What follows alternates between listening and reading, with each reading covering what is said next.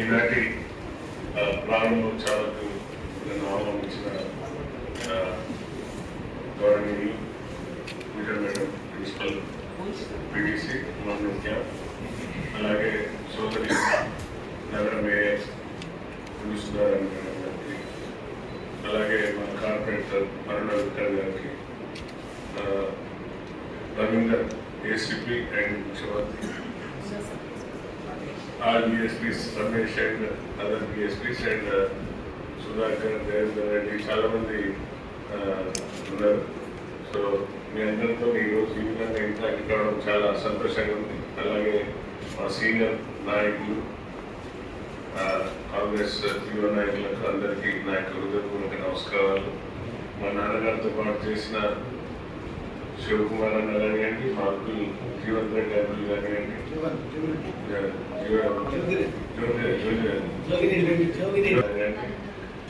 Meeting లో అట్లనే మా క్లాస్మేట్స్ ఇద్దరు ఉన్నారు, దశరథం చాలా సంతోషం. అంటే 43 డివిజన్ అంటే అదొక రకమైన నాకు అభినవ సంబంధం. సో మా అరుణమ్మ మొత్తం ఎక్కువ మామూలుగా ఇవ్వాలన్నా అని చెప్పి వచ్చే బడ్జెట్లో ఎక్కువ ఇంకానే కేటాయించడం జరిగింది. దాంట్లో మనకు సీసీ రోడ్లు చాలా ఇంపార్టెంట్. ఎందుకంటే పోలీస్ అనేది మనకు అనుబంధ సంస్థ, ఇక్కడ ట్రైనింగ్ ఇన్స్టిట్యూట్ కాబట్టి. అలాగే గతంలో బీటీ రోడ్ కూడా శాంక్షన్ చేయడం జరిగింది మామూలు బటాలియన్. సో అది డివైడ్ అయిపోయింది. ఒకప్పుడు ఇదంతా ఉమ్మడి మామూలు పోలీస్ బటాలియన్గా, పోర్ట్ బటాలియన్గా ఉండే. సో పీటీసీకి సగం వెళ్ళిపోయింది, తర్వాత జేఎల్కు సగం వెళ్ళిపోయింది, మామూలు పిఎస్కి ఇచ్చినాం, నవోదయ స్కూల్కి ఇచ్చినాం. సో దీన్ని సుమారుగా 380 పైసలకి ఎకరాలు 16 మన ఉన్నప్పుడు మామూలు క్యాంప్. సో చాలా ఒక విశిష్టత గల ఈ మామూలు క్యాంప్ 416. సో చాలా ఒక విశిష్టత కలిగిన ఈ బటాలియన్. అదే కాకుండా తెలంగాణలో కంబైన్డ్ ఆంధ్రప్రదేశ్లో కూడా ఏపీఎస్పీ అంటే ఒక ప్రత్యేకత ఉంది. పోర్ట్ బటాలియన్ అంటే చాలా డిసిప్లైన్ ఫోర్స్ అనే పేరు ఉన్నది. మిగతా బటాలియన్లతో కంపేర్ చేస్తే it was a good battalion for Andhra Pradesh, combined Andhra Pradesh. Other states లో చేశారు ఎక్కువ.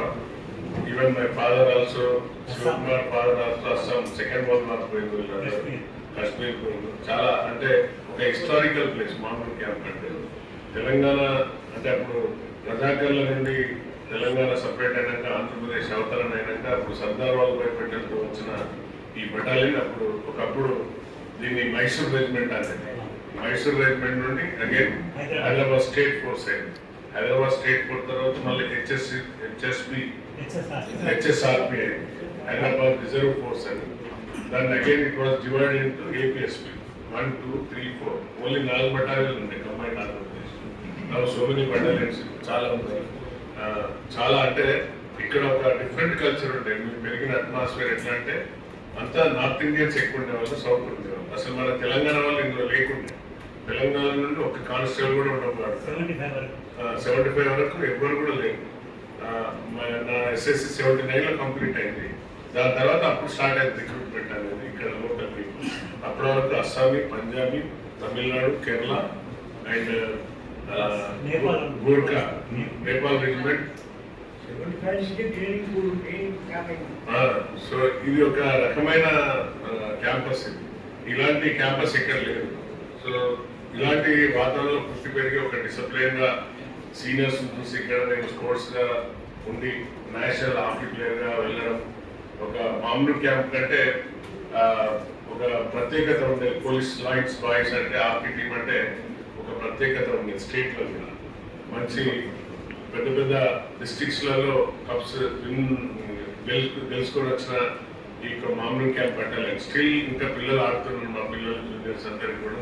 నేను ఎస్ఐ అయినప్పటి నుండి 89లో I was recruited as sub inspector and the first person was selected from the battalions. Sportsmen గా సెలెక్ట్ కావడం, తర్వాత మిగతా పిల్లలు రావడం.